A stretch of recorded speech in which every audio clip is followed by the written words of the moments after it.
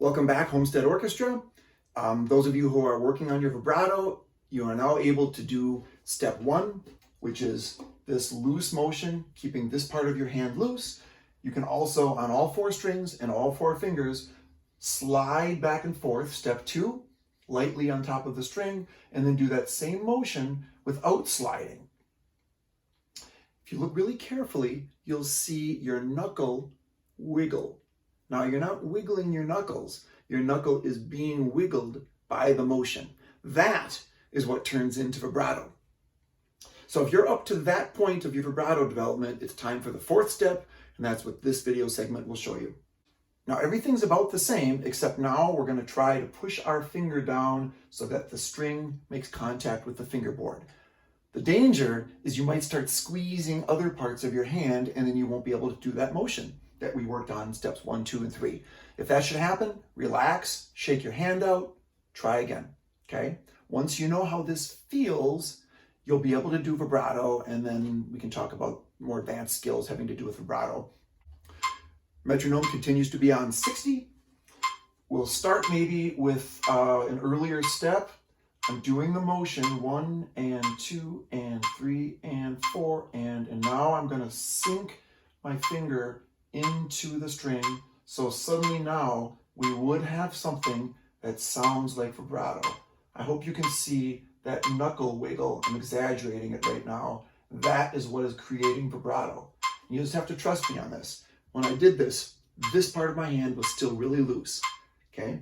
So now we have middle strings, middle fingers. We'll learn the outer strings and the upper finger and the lower finger later on. 1, 2, and 3, and 4, and 1 E, and a 2 E, and a 3, and 4 E, and a, okay? This would actually sound like a slow vibrato, and I'll show you what it sounds like.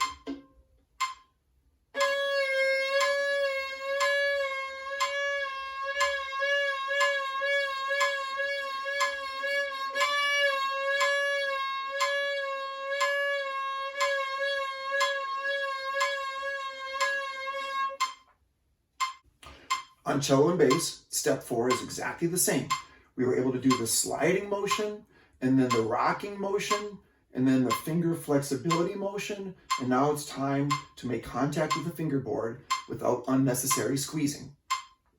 1 and 2 and 3 and 4 and 1 E and a 2 E and a 3 E and a 4 and a 1 and 2 and 3, 4 and 1 E and a 2 E and a 3 E and a 4 E and a... This would sound like this.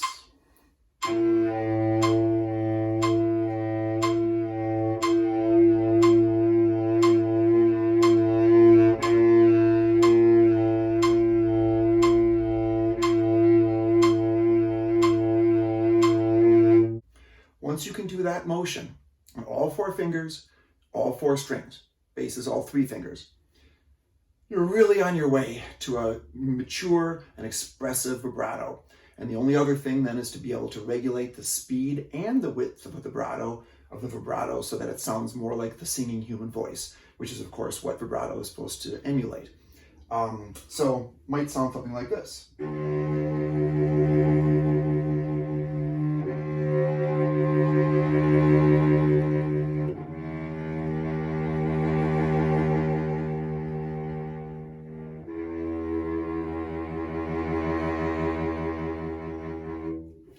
All I was doing was changing vibrato width, vibrato speed, slower and wider or narrower and faster. And that's the final piece of the puzzle for vibrato expressivity.